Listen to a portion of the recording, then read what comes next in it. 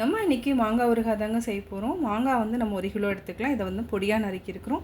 இது கூட ஒரு 100 கிராம் அளவுக்கு நம்ம தனி மிளகாய்த்தூள் ஆட் பண்ணிக்கலாம். 100 கிராம் அளவுக்கு உப்பு எடுத்துருக்குறோம். இதை வந்து பொடி பண்ணி எடுத்துக்கலாம். இப்போ எப்படி செய்கிறதுன்னு பார்க்கலாம். நம்ம இப்போது மாவுக்கல் சட்டியில் எல்லா மாங்காயும் ஆட் பண்ணிக்கலாங்க. இப்போ நம்ம உப்பு சேர்த்துக்கலாம், மிளகாத்தூளும் நம்ம சேர்த்துக்கலாம். சேர்த்துட்டு நல்லா மிக்ஸ் பண்ணலாம்.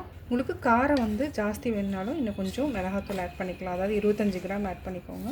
உப்பு சேர்த்ததுனால இதிலேயே வந்து தண்ணி விட ஆரம்பிக்கும்.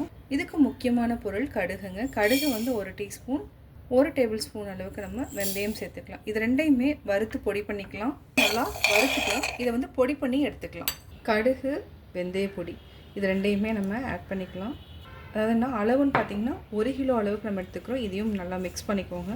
இது வந்து நம்ம 2 டேஸ் வந்து அப்படியே விட்டுறணும்.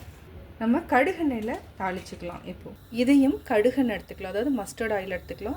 இதில் தாளிச்சிங்கன்னா வந்து ஊறுகாய் வந்து ஒரு 2 மாதம் 3 மாதம் வரைக்கும் வெளியில் இருந்தால் கூட கெட்டு போகாது. இப்போ நம்ம இதில் தாளிச்சிட்டு கடுகு ஆட் பண்ணிக்கலாம். இதுக்கு நம்ம கடுகெண்ணெய் 100 ml அளவுக்கு ஆட் பண்ணிக்கலாம். எண்ணெய் காஞ்சிருச்சு. இப்போ நம்ம கடுகு போட்டுக்கலாம். கடுகு நல்லா பொரிய ஆரம்பிச்சிருச்சு. இந்த ஸ்டேஜில் நம்ம ஆல்ரெடி வந்து மாங்காயில் உப்பு மிளகாத்தூள்லாம் போட்டு வச்சுருக்கோம், அதில் கொட்டிக்கலாம். இப்போ நம்ம அப்படியே ஆட் பண்ணிக்கலாம்.